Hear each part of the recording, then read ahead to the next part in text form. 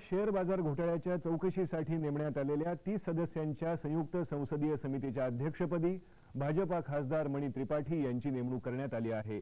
लोकसभेचे सभापती जीएमसी बालयोगी यांनी ही नेमणूक केली आहे असं संसदेच्या सूत्रांनी सांगितलं। कोल्हापूर महानगरपालिकेच्या मूल्याधारित जकात कर आकारणीच्या निर्णयाला राज्य सरकारने स्थगिती दिली आहे। राज्य सरकारच्या नगरविकास विभागाने तशा आशयाचा फॅक्स कोल्हापूर महानगरपालिकेला पाठवला आहे।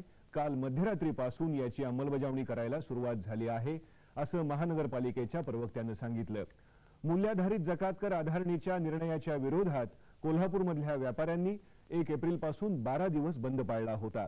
त्यानंतर महानगरपालिकेने राज्य सरकारला पूर्वीप्रमाणेच वजनावर आधारित जकात आकारणी करण्याची विनंती केली होती। सर्व स्थिती लक्षात घेऊन राज्य सरकारने आपल्या निर्णयाला स्थगिती दिली असं प्रवक्त्याने सांगितलं।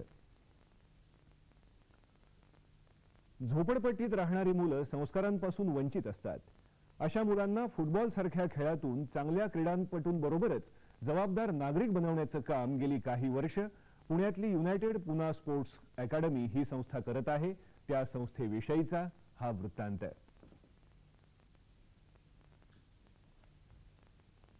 हाती घेतला आहे।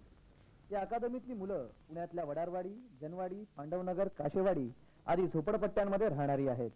त्या मुलांना फुटबॉल सारख्या खेळातून उत्कृष्ट क्रीडापटूंबरोबरच चांगले नागरिकही घडवण्याचं काम ही संस्था करत आहे।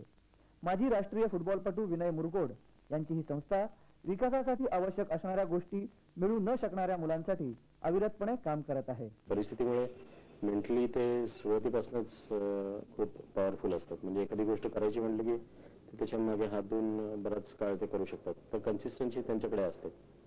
कन्सिस्टन्सी असते पण डिरेक्शन नसते त्यांच्याकडे, त्यांना दिशा नसते। तर दिशा देण्याचं काम आम्ही इथे करतो। राष्ट्रीय पातळीवर त्यांना घेऊन ठेवायचं, म्हणजे त्यांना संधी द्यायची, एक्सपोजर द्यायचा की जेणेकरून ते स्वतःहून राष्ट्रीय पातळीवर जातील आणि तिथे स्वतःचं नाव आणि देशाचं नाव करतील। या अकादमीतील मुलांना राष्ट्रीय तसंच आंतरराष्ट्रीय पातळीवरच्या खेळाडूंचं मार्गदर्शन वेळोवेळी लाभतं। अकादमीतील अनेक मुलं मुली राष्ट्रीय पातळीवरच्या फुटबॉल स्पर्धांमध्ये खेळली आहेत। यंदाच्या 19 वर्षाखालील मुलींच्या राष्ट्रीय आंतरशालेय स्पर्धेत अकादमीच्या संघानं उपविजेतेपद पटकावलं, तर शिल्पा मेटकरला सर्वोत्कृष्ट खेळाडूचा पुरस्कारही मिळाला। या संस्थेमुळे आपल्या आयुष्यात आमूलाग्र बदल झाल्याचं मत या मुलांनी व्यक्त केलं। आम्ही झोपडपट्टीत राहतो, त्यावेळेस आम्हाला असे म्हणजे आमच्यावर संस्कार होत नाही जेवढे ह्या अकॅडमीत येऊन आम्हाला जेवढे संस्कार मिळतात की मोठ्या माणसासंग कसं बोलायचं, इव्हन समाजात जरी कसं वागायचं, म्हणजे दुसऱ्या संग कसं बोलणं, हे आम्हाला अकॅडमीत सर्व शिकवलं जातं। पहिला आम्ही जे झोपडपट्टीत फिरायचो असं उन्हाळक्या करत फिरायचो ते आता बंद झाले पूर्णपणे आणि इथे भरपूर प्रमाणात म्हणजे खूप प्रमाणात आमच्यावरती संस्कार होतात। फुटबॉलच्या तंत्रशुद्ध शिक्षणाबरोबरच संस्थेत योगासन आणि व्यक्तिमत्व विकास यावरही भर दिला जातो। सध्या अकादमीत 20 मुली आणि 45 मुलं फुटबॉलचं प्रशिक्षण घेत आहेत। कमलेश सुतार, दूरदर्शन बातम्यांसाठी पुणे।